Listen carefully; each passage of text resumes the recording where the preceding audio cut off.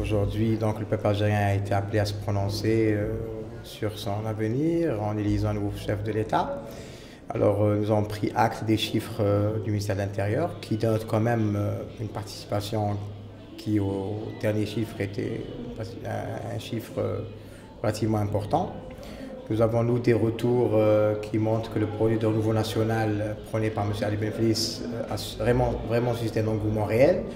Et ce qui est très utile à signaler, c'est que c'est le nombre de primo-votants. J'entends pas primo-votants, les gens qui votent pour la première fois, très souvent des jeunes, et je crois que cela est le résultat de leur engagement à porter le projet de renouveau national qui est, comme vous le savez, exclusivement, qui a spécifiquement prévu des mesures pour les jeunes et M. Benflis lui-même, lors de sa campagne électorale, a axé son discours sur les jeunes à travers une mesure phare qui est celle de la transition générationnelle. Le fait que la jeunesse s'intéresse à l'avenir de son pays est en soi quelque chose d'éminemment positif. Nous avons peut-être l'immodestie de croire que le projet de M. Benflis y a contribué.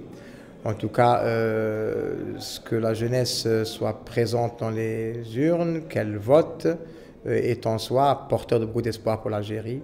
C'est déjà déterminant dans le sens où il y a en quelque sorte une réconciliation entre la jeunesse et un projet dans lequel elle s'est reconnue, un projet qui l'a mise au centre de son action. Vous savez, il y a une tradition de fraude, si je puis m'exprimer ainsi, en Algérie, donc il y a beaucoup d'appréhension et une inquiétude réelle. Et nous espérons que cette fois-ci, nous allons pouvoir opérer une rupture avec ce temps de la fraude, ce temps de la négation de la volonté du peuple. Il va dénoncer la fraude si elle s'avère établie et avérée. Et il va, en homme politique qu'il est, continuer son combat politique d'une manière pacifique, dans la sérénité et le calme.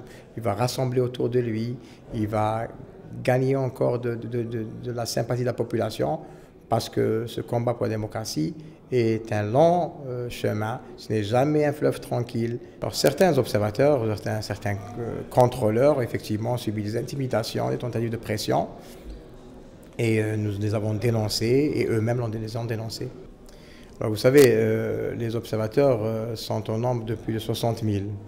Donc vous ne pouvez pas avoir un comportement uniforme quand vous avez un nombre aussi important de personnes qui sont chargées d'une telle mission.